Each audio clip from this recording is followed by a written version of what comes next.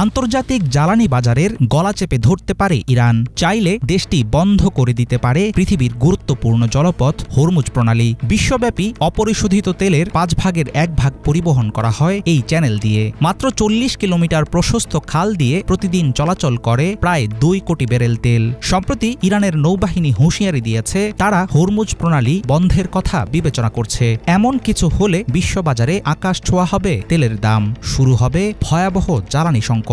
এমন পরিস্থিতিতে প্রশ্ন হলো, তেহরান যদি এই পথ বন্ধ করে দেয় তাহলে কতটা বিপদে পড়বে যুক্তরাষ্ট্র?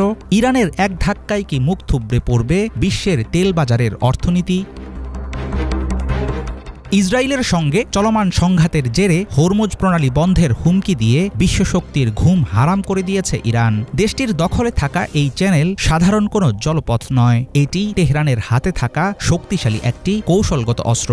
যুক্তরাষ্ট্রের 11% তেল আমদানি হয় হরমুজ প্রণালী দিয়ে। এই রুটের মাধ্যমে দৈনিক প্রায় 10 লাখ ব্যারেল তেল পায় ইউরোপ। এখান দিয়েই সৌদি আরব একাই প্রতিদিন রপ্তানি করে 60 লাখ ব্যারেল তেল। চীন, জাপান সহ দক্ষিণ কোরিয়ার 60% এবং ভারতীয় আমদানির বড় অংশ যায় হরমুজ প্রণালী দিয়ে। ফলে সমুদ্রপথটি বন্ধ হলে শুধু আমেরিকা নয়, তার মিত্র দেশগুলোর অর্থনীতিও পড়বে চরম সংকটে।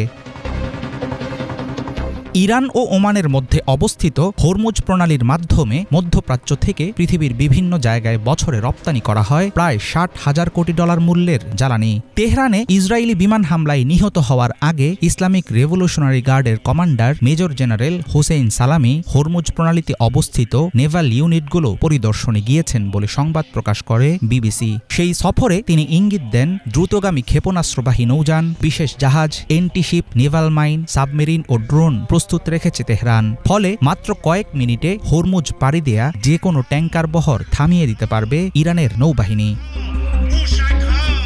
হরমুজ প্রণালী দিয়ে প্রতি মাসে যাতায়াত করে প্রায় 3000 জাহাজ। এসব আমদানি নির্ভর জলযান থামাতে ফাস্ট অ্যাটাক বোট ও সামুদ্রিক মাইনকে কার্যকর উপায় হিসেবে বিবেচনা করছে ইরান। তবে পারমাণবিক সমরাস্ত্রের মতো ভয়ঙ্কর এই রাজনৈতিক ও অর্থনৈতিক অস্ত্র ছুঁড়লে শুধু শত্রুরা নয়, ইরানের গায়েও লাগবে এর আঁচ। প্রণালী বন্ধ করলে শুধু পশ্চিমারা নয়, বরং ইরানও হারাবে তেল রপ্তানির রাস্তা। অন্যদিকে চুপ করে বসে থাকবে না পশ্চিমা শক্তিগুলো। জলপথটি পুনরুদ্ধার করতে কাজে নামবে আমেরিকা ও তার মিত্রদের শক্তিশালী নৌবহর। তবে পরিমাণে সীমিত হলেও তেল আমদানির জন্য হরমুজের বিকল্প পাইপলাইন তৈরি করছে বেশ কিছু দেশ। পারস্য উপসাগর ও এর আশেপাশের অঞ্চলগুলোতে নিজেদের প্রভাব বজায় রাখতে গুরুত্বপূর্ণ জলপথটি বহুদিন ধরেই ব্যবহার করে আসছে ইরান।